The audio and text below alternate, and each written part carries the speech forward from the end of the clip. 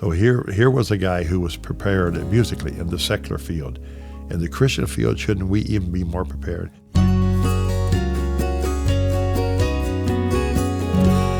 Hi, this is Kevin Williams, and welcome to this week's episode of Ask Bill. Bill and Gloria Gaither have been writing and singing songs all over the world for decades. We've compiled some of the most asked questions of them throughout the years. Here's this week's question. My son or daughter can sing. What's your advice? Well, first of all, you are talking to two educators. And the first thing we would say is make sure, first of all, he gets an education. Make sure he finishes grade school, high school. And in our case, we say college. Not everybody has to, but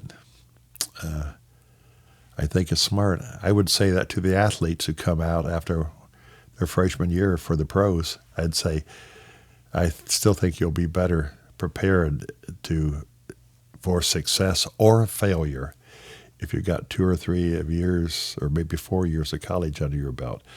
So education is primary. Now, as to his vocal skills or his keyboard skills or his any other kind of instrumental skills, guitar or brass or whatever, obviously you got to have private lessons. And I say to kids, you've got to learn something about theory. I'm getting very weary and tired of kids who have no kind of musical vocabulary. You either need to know the notes or the 1, 2, 3, 4, 5, 6, 7, 1. I mean, you need to know the numbers or the do, re, mi, fa, sol, la, ti. You got to have some kind of language that you can talk to other people who are in the music. So you need to study some theory. Frank Sinatra was pretty amazing. When he would go into the studio to record, and you think he did that with a full orchestra on the floor, he was musically prepared. He was unlike a lot of the rockers who went in, who were on drugs and, all kind of crazy things. I don't know about his other private life otherwise, but he was there at 10 o'clock in the morning. He was in a sharp, clear mind. He knew what he was doing. And today you cannot go into an Italian restaurant without them playing Frank Sinatra records. So here was a guy who was prepared musically in the secular field. In the Christian field, shouldn't we even be more prepared? So you've got this very, very talented kid. There are a lot of things you can do while he's got the education. And then one thing that a college education would prepare for him is he will have a chance to do what I call networking, running into other people, other kids who want to do the same thing, running into possibilities.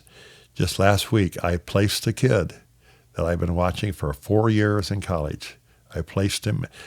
He's graduating this spring. And I said to him, do you have a job? No. I said, do you know how difficult it is to get a job even with 4 years of college? Yes. Well, there's an opening. And I think you have shown some discipline in what you've done. You're extremely gifted. You're extremely talented. Let me introduce you to this couple who are looking for, I think, a voice just like yours. I just talked to that person today. He said, I hope we can work it out. That kid is unbelievable. Now, there is a good example. Now, had his parents come to me when he was 16, I would have said, finish high school, go to college, and we'll talk. Some parents don't want to hear that. Some kids don't want to hear that. Back in 1954, after I graduated from high school, I thought I was good enough to go out and do it professionally because I had taken a couple summers music camp, what I call music camp today, in Dallas, Texas, 3 weeks each time, where I did learn some theory and learn some basic stuff. But when I compared myself to the professionals at 19, I said, Bill, be honest.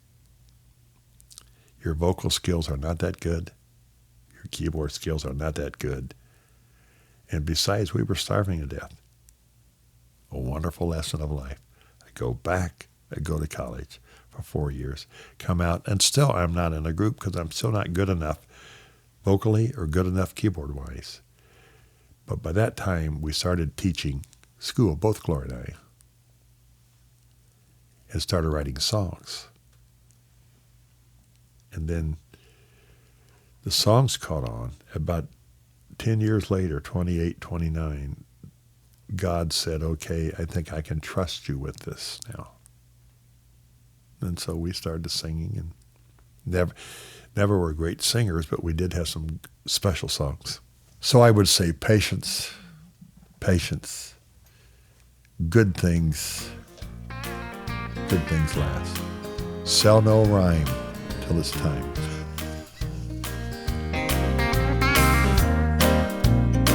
When we sat down to record this, there was a painting of Bill's dad on the wall just next to him. He couldn't help but tell us some of his favorite George Gaither stories. He calls them George-isms. I can remember when my mother was breathing her last breath, and he had been in the hospital for 2 or 3 days, and the doctors didn't know exactly when she was going to pass, but knew that she was. So I said, Dad, you got to get some sleep, because he'd been up all night. So he went home, and after a while, I thought I'd better check and see if he's okay. He had just come in from going to the grocery store to get some bananas and some dog food for his dog.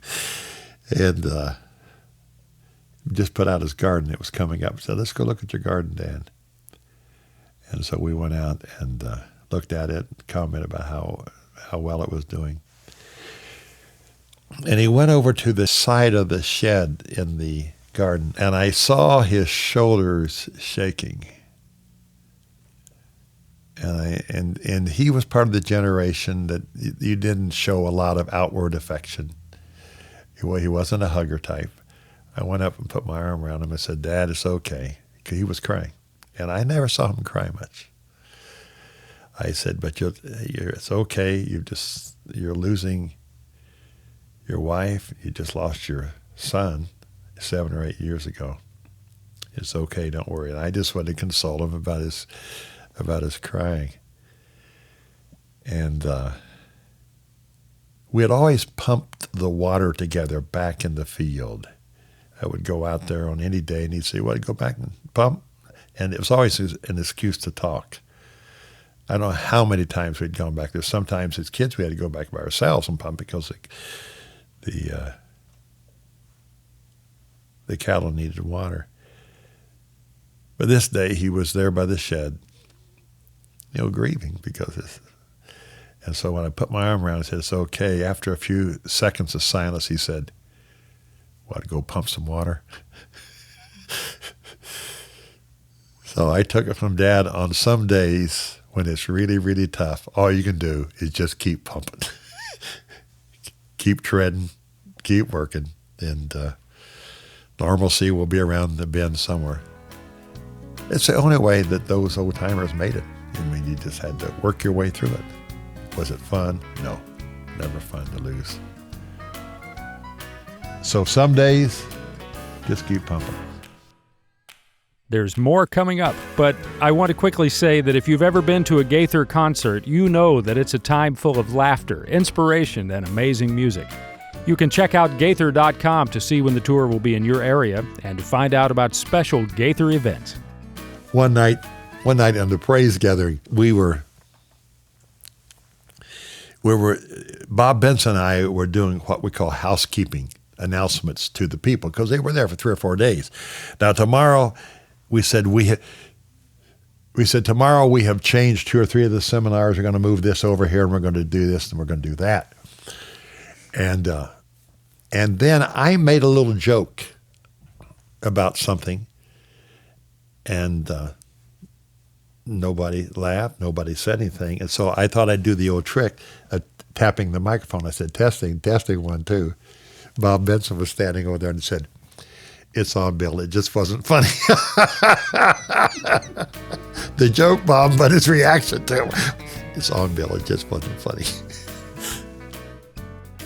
If you've enjoyed this episode of Ask Bill, click the subscribe button to check out the other great clips on this channel. And if you have a question for Bill, leave us a message in the comments section.